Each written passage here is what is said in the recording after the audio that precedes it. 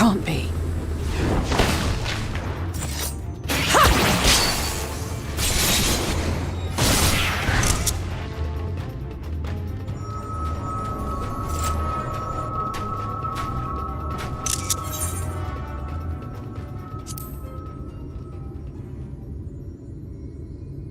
Just a lesser sin eater. Nothing to write home about.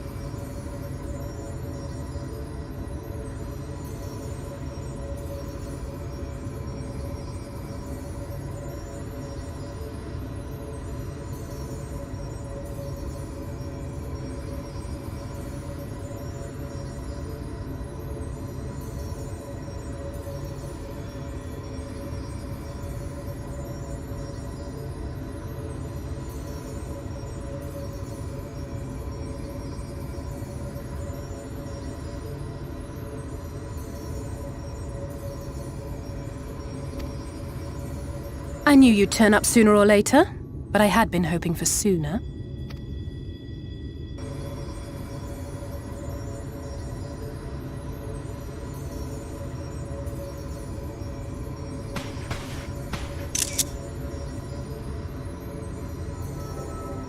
How are you?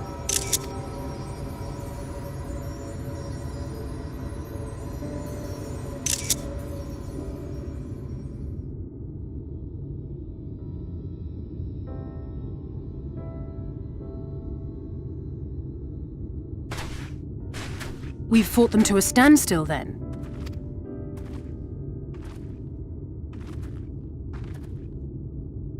The Exarch did say that the Empire seemed to have drawn back when he last looked in on the source.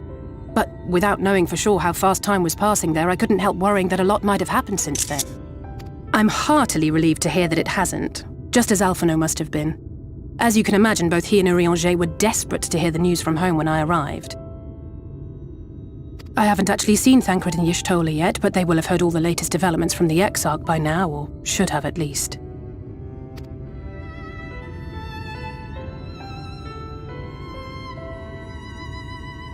When I think of how frantic Tataru and the others must be, I want nothing more than to rush back and reassure them.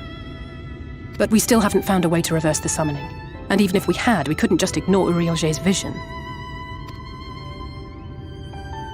He may use 10 words where one would suffice, and they may often obscure as much as they reveal.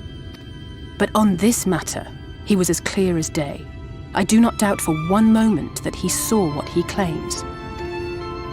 Nor how difficult it must have been to speak about them. The 8th umbral calamity and your death aren't exactly topics for idle conversation. As much as I might want to go home, I don't want to go home to that. We can't allow the rejoining to happen, which means we have to save the first from the Sin Eaters.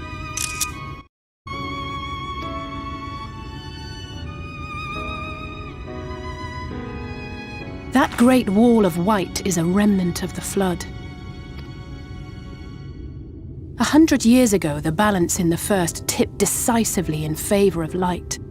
From that moment, it rose and swelled with each passing day, and then, without warning, it burst forth like water from a broken dam. A colossal wave of pure light, drowning everything in its wake. Only Norvrant was spared. For the most part, living things are composed of ether of various different aspects. But when exposed to such a flood, their etheric harmony is shattered, and their natural form breaks down. Then they either perish, or are warped into mindless abominations.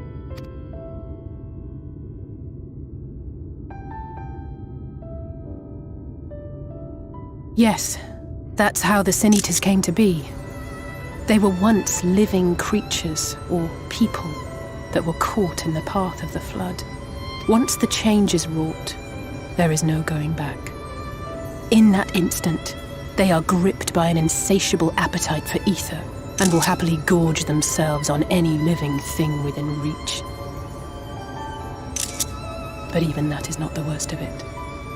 The stronger Sin Eaters can plant light in us, like seeds in soil, corrupting our ether and triggering the birth of new monstrosities.